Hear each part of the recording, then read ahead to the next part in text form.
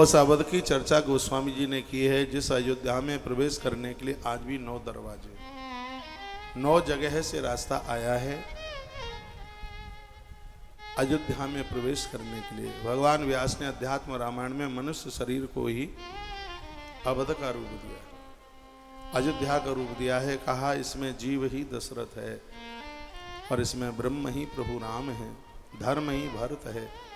अयोध्या की जो संपदा है वही शत्रुघ्न है, अयोध्या की जो इच्छा है वही लक्ष्मण है, अयोध्या में जो मुक्त लोग रहते हैं वही भगवान प्रभु श्री राम है। अयोध्या का ज्ञान ही कौशल्या है, अयोध्या की भक्ति ही सुमित्रा है, अयोध्या की श्रद्धा ही सरयू माता है। अयोध्या का ज्ञान ही, अयोध्या के दिव्य विचार ही गुरुदेव वशिष्ठ के रूप में है। अयोध्या का सलाहकार भी श्री सुमंत के रूप में है।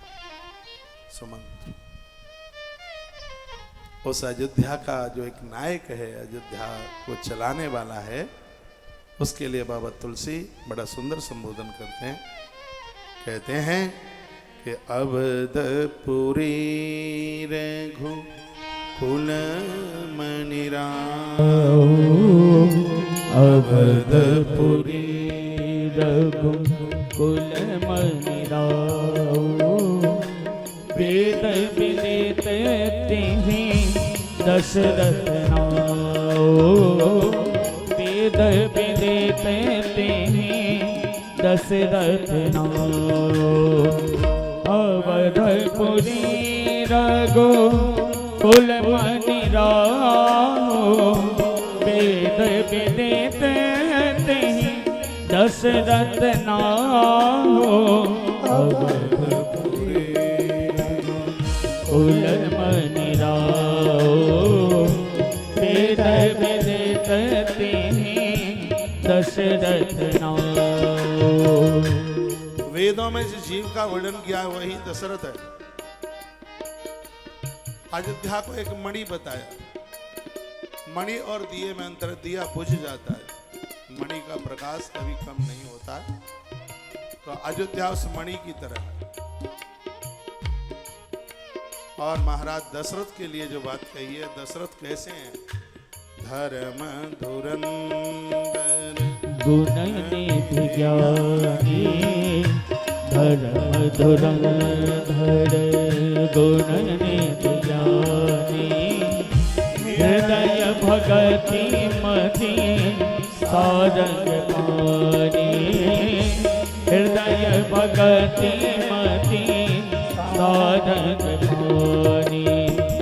धर्म धुरंधर गुणनिधि ज्ञानी, हृदय भगति मति सारंग पानी।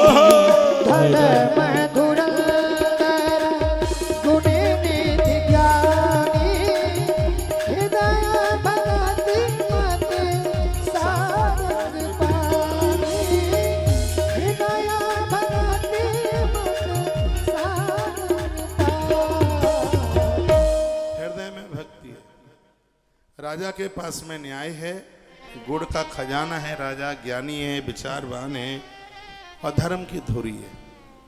महाराज दशरथ के अंदर इतनी सी बात है।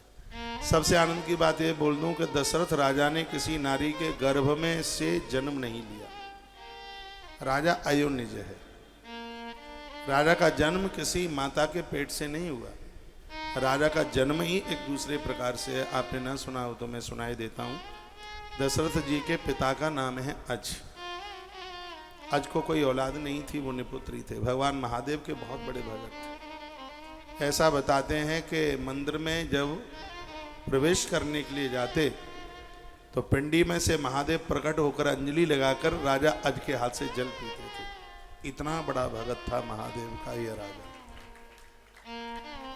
राजा ने कभी सोचा भी नहीं कि मुझे एक पुत्र की जरूरत है। उनके जीवन के सभी रिश्ते भगवान महादेव से जुड़े हुए थे। उस राजा अज की बात कर रहा हूं। एक दिन सरयू के किनारे ये संध्या कर रहे थे। इतने में वहां रावण आ गया। इनको संध्या करते हुए देखा। अचानक राजा अज ने अपने हाथ में जल लिया और कुछ मंत्रों से अभिमंत्रित किया और उस पानी को ऐसे ही पीछे फेंक दिया। रावण तो विद्वान है, पंडित है। रावण ने सोचा कि ये जल विनियोग का होता तो सामने छोड़ा जाता है, पात्र में छोड़ा जाता है। विनियोग का पानी धरती पर तो छोड़ा नहीं जाता, और पीठ के पीछे पानी फेंकना ऐसे उछालकर, इसमें जरूर कोई न कोई कारण है। जब राजा अज की गायत्री पूरी हो गई जबकि, तब रावण सामने आया। रावण ने कहा, राजन यह बताइए कि आपने हाथ में जल लेकर पानी को पीछे क्यों फेंका? तो राजा अज ने कहा कि यहाँ से 4 योजन दूर, 4 योजन का मतलब हो गया 16 कोस, यहाँ से 16 कोस की दूरी पर यानी 48 किलोमीटर दूर एक सिंह ने एक गैया को दबोच लिया, और गैया चीख रही, अपने प्राणों की भीख मांग रही। अब मैं यहाँ से जाता, पूजा में से संध्या में से खड़ा होता तो मेरा माला मेरी खंडित हो जाती। मैंने यहाँ से पानी पीछे फेंका है, उस पानी ने बाण का रूप धारण कर लिया है, सिंह मर गया है और गैया चर रही है। रावण ने कहा, ऐसा नहीं हो सकता। अज ने कहा, मेरे मुंह क्यों लग रहा? नहीं ऐसा हो सकता तो जाके देख ले। तो रावण ने जाकर के देखा, सिंह मरा पड़ा हुआ था, गैया हरी हरी दूब चल रही थी।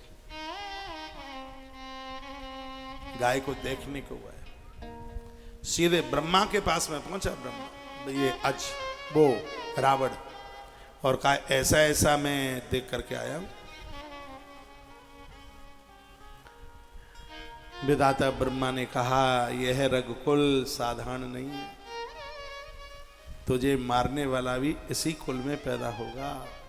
ये बोल दिया था विधाता ब्रह्मा।